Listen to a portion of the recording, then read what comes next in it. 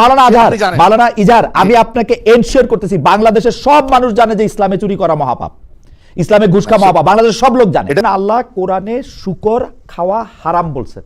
এই শুকর খাওয়া হারাম দেখার জন্য কিন্তু পুলিশের দরকার নাই। আমরা শুকর কেউ আমাদেরকে ভুলে খাওয়ায় ফেলে, গলায় আঙ্গুল দিয়ে বমি করে ফেলি। কোন একটা জায়গায় শুকর আছে দেখে 3 দিন আপেল খায় থাকি, কথার কথা বলতেছি, প্র্যাকটিসিং মুসলমানরা। ওইটার জন্য কিন্তু পুলিশ দরকার নাই। তো আল্লাহ যখন কইলো চুরি করা হারাম, আল্লাহ যখন কইলো ঘুষ খাওয়া খারাপ, আল্লাহ যখন কইলো সুদ খাওয়া হারাম, তখন এটার জন্য পুলিশ লাগবে কেন? এইটা ইমপ্লিমেন্টেশন করতে রাষ্ট্রীয় আইন কেন লাগবে? এইটা ইমপ্লিমেন্টেশন করতে আমার বই কেন যথেষ্ট না? আপনি কি এইটা আমাকে একটু বলবে? আপনি তো এই বোধটা জনগণকে দিতে পারেন নাই, এই শিক্ষাটা জনগণকে দিতে পারেন নাই। এই জন্যই তো ক্ষমতায় যাওয়া দরকার। ব্যাপক জনগণের শিক্ষা ব্যবস্থা দেখাতে পারবেন যে শিক্ষা ব্যবস্থার মধ্যে চুরি, দুর্নীতি, ভাইয়ের বাচ্চার সম্পত্তি, এতিমের সম্পত্তি, আমানতের খেয়ানত করার কথা বলা হয়েছে একটি শিক্ষায়? কোরআনে এই বিষয়গুলো আছে, এটা কয়জন জানে? কয়জন কোরআন জানে? না না, আমি জানি।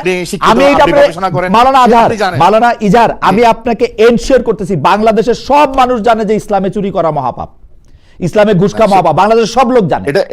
এটা তো আপনি একটা জেনারেল কথা বললেন। না না, আপনি একটা লোক যদি না জানে, আমি চ্যালেঞ্জ করলাম, একটা লোক যদি না জানে যে ইসলামের মধ্যে চুরি করা মহাপাপ না, সব মানুষ জানে, সব ধর্ম না, ইসলামে পার্টিকুলারলি বলা হয়েছে, এটা বাংলাদেশের সব মানুষ জানে।